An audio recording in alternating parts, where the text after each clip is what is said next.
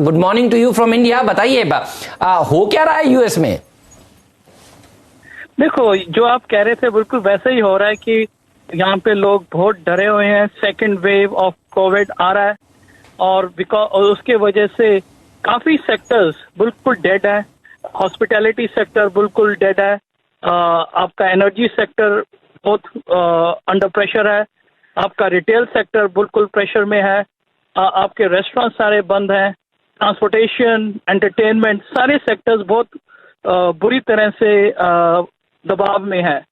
तो जो global markets है ना, उसमें तो कोविड का सेकंड वेव का डर इतना ज्यादा है, तो जो लोकल पॉपुलेशन है वो सेविंग में बहुत ज्यादा सेव कर रहे हैं। स्पेंड करने का उनका कोई आइडिया नहीं है।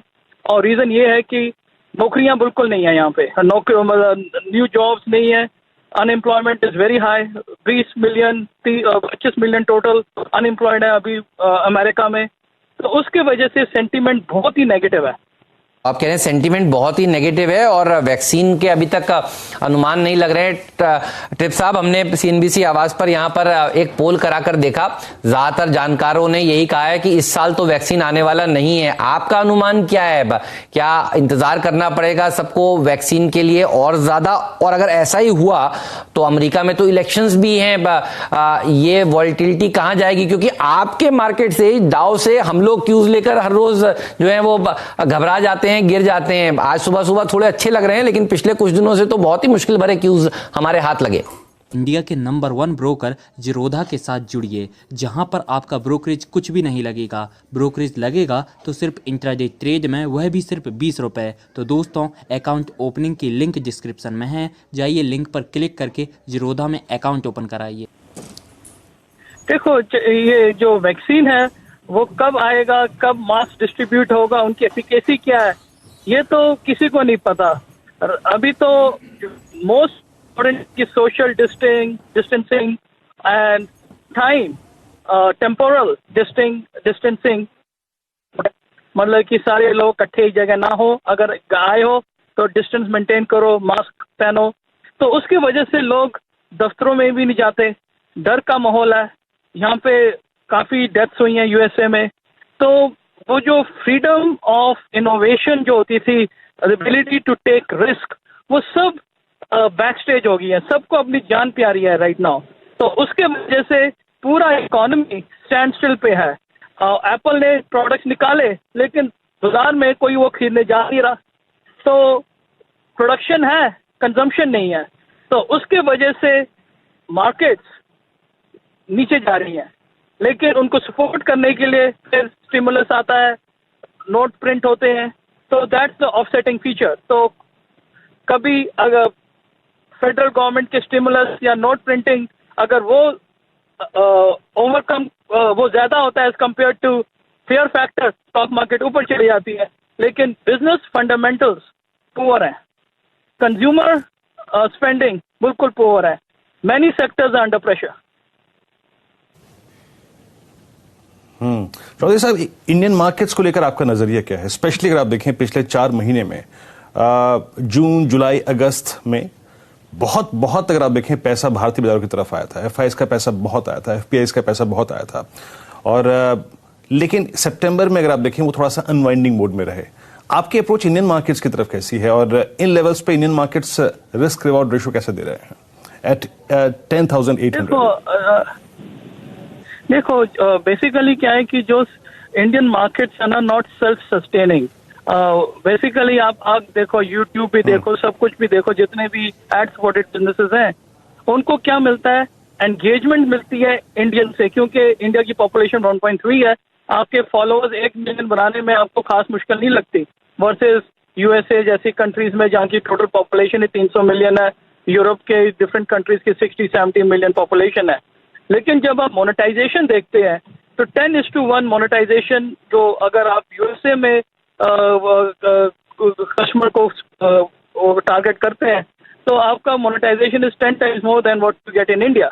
तो डायनामिक्स ये है, आपको लोग इंडिया में मिल जाएंगे, आपको एंगेजमेंट इंडिया से मिल जाएगा, लेकिन आप self sustaining only on basis of India नहीं हो सकते। तो आपको एक्सपोर्ट ओरिएंटेड इकोनॉमी बनानी पड़ेगी। सेल्फ सस्टेनिंग नहीं चलेगा।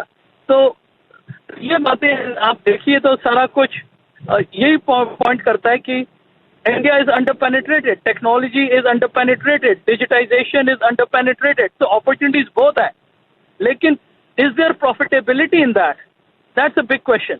और कब होगी प्रॉफिटेबिलिटी? आप ये देखिए कि आइडियली इंडिया को अपने मार्केट में सेल्फ इनोवेशन करना चाहिए, लेकिन अगर आप देखिए कोई भी इंडियन स्टार्टअप ने कुछ अपनी ओरिजिनलिटी दिखाई है नहीं। सबने क्या किया? इमिटेट किया जो यूएसए में हो रहा है, तभी भेड़ चाल है। There is over funding and the winners are not certain, so that's the problem. You can't replicate वो जो कहते हैं ना C2I, copy to India, that doesn't work. लोग सिलिकॉन वैली में वो कार्बन कॉपी करके इंडिया चले जाते हैं, एंड जो यूएस इन्वेस्टर्स हैं वो कहते हैं हाँ दिस इज इंडियन अमेजॉन। आप देखिए फ्लिपकार्ट का कितना ज्यादा जोर था। Has it become a world power? No. अगर आप देखिए कि कौन सी कंपनीज बहुत सक्सेसफुल है इंडिया में, you come back to square one, which are the smartest and durable companies of India are still Infosys, TCS। क्यों? उन्हीं की वजह से ही आपका जो real revenues in dollars they are getting it. तो वो जो इस तरह की कंपनी बनी नहीं है, ये मॉम पॉप जैसी कंपनियां बन रही हैं, हाई वैल्यूएशन में बन रही हैं, but there is a lot of fluff in it. अच्छा सर, एक्सेंचर्स की बात करते हैं क्योंकि आप आईटी सेक्टर बहुत क्लोजली ट्रैक करते हैं। एक्सेंचर्स का शेयर हमने देखा कि 7% के आसपास घटा। Q4 के रिजल्ट्स जो थे वो मिस बता रहे थे ज्यादातर लोग। आपने कैसे एनालाइज किया? गाइडेंस पर भी देखिए पूरी तरह से खरे नहीं उतरे, और होप तो बहुत थी। भारत में भी हम लोग चर्चा कर रहे हैं कि आईटी कंपनियों में के नतीजे इस बार Q2 के अच्छे आएंगे, होप तो बहुत थी। लेकिन एक्सेंचर से आज सुबह सुबह भारत में थोड़ा सा मूड खराब हुआ है, कैसे पढ़ना चाहिए इसे? देखिए ये पहले ना पूरे कैनवस को एक ही ब्रश से पेंट नहीं करना चाहिए। आपको बिजनेसेस को, आई विल सिंप्लीफाई इट, दो तरह से देखो। एक तो बिजनेस है new technology, new innovation, new needs, new skills. दूसरा सोचो आप बिजनेस है लेगेसी, ओल्ड स्कूल, पुराने technology which are in sustainable mode. तो जब आप एक्सेंचर, इन्फोसिस को देखते हो ना, अब as a investor you have to put a bet. You put a bet on a complete company, मतलब ये पूरी कंपनी में बेट मारते हो, या आप उसको बोलते हैं अच्छा ये न्यू टेक्नोलॉजी में इनका ग्रोथ 50-60 जैसे डिजिटाइजेशन है, इन रेट है, और जो पुरानी जो लेगेसी जो बिजनेसेस आज से 5-6 साल के बाद नहीं होएगी, उसमें ग्रोथ 0 है या नेगेटिव है। तो as a analyst I would take it very positively if companies are growing their new businesses exponentially. तो अगर आप एक्सेंचर को देखो तो उनकी जो न्यू बिजनेसेस आर स्ट्रांग। अगर आप इन्फोसिस को देखो, उनका digitisation business is very strong. लेकिन अगर आप उनके लेगेसी बिजनेसेस में जाओ, mainframe maintenance, COBOL programming, installation, deployment, वो सब सुपरसीड हो गए न्यू टेक्नोलॉजी जैसे कुबरनेटिस है। तो जो कम्युनिकेशन होता है आईटी सर्विसेज कंपनीज का बहुत इंपॉर्टेंट है। Accenture did a very poor job of communicating with investors. अगर इन्फोसिस भी ऐसी बात करता है जैसे एक्सेंचर करेगा, उसका स्टॉक भी 20% से नीचे गिरेगा। लेकिन क्या करना चाहिए एक्सेंचर उसको, इन्फोसिस को पहले बताना चाहिए कि आपकी कैपेबिलिटीज कहाँ पे है, उसमें टाइमलाइन दो कि हमारा जो हेलो आर यू देयर?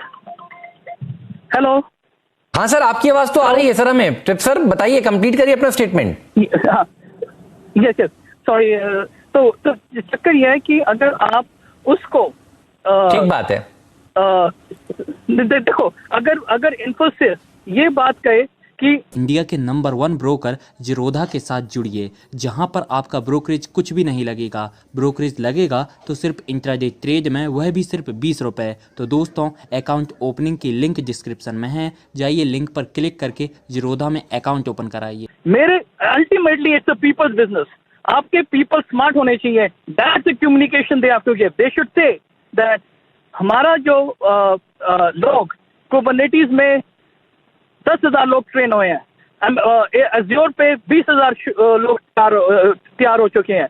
इतने लोग इतने टेक्नोलॉजी पे सर्टिफाई हो चुके हैं। We are ready for the new world. अगर ये क्यों, एंड बाय द वे जो लोगों को पुराने स्किल्स थे, कोबॉल शोबॉल, वो हमने स्केल डाउन कर दिए हैं, मतलब कि वो लोग कम कर दिए, उनको रीस्केल किया है। तब आपका स्टॉक ऊपर भागेगा, खाली नंबर्स पे नहीं, आपके एम्प्लॉइज की कैपेबिलिटी पे आपका स्टॉक ऊपर जाएगा। आपको इन्फॉर्म करना पड़ेगा, कम्युनिकेट करना पड़ेगा इन्वेस्टर से, हमने फ्यूचर देखा है, हम आज तैयारी कर रहे हैं परसों की, ये लोग हमारे बिल्कुल स्किल्स हैं। और not only that, software engineering has evolved, there are new technologies which have come, and उसके लिए हमने जो प्रोसीजर्स हैं, प्रोसेसेस हैं, फुल्ली कॉन्फ़िगर कर दिए हैं हमने। तो बहुत अच्छा कर रहे हैं हम।